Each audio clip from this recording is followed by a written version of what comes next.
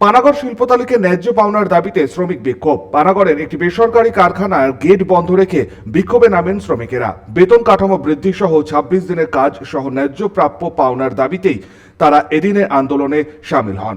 বিক্ষোভের জেরে তুমুল উত্তেজনার সৃষ্টি হয় কারখানা চত্বরে। দাবি মানা না হলে আন্দোলন জারি থাকবে বলেই সাফ হুঁশিয়ারি শ্রমিকদের।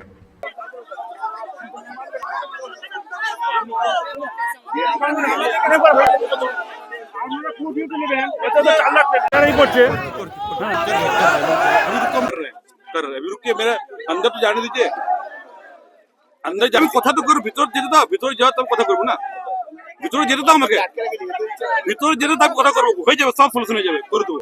সনাতন গড়াই 99 নিউজ বাংলা পানাগড়।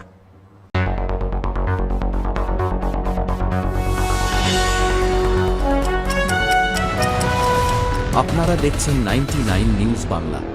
বদলাবো আমরা।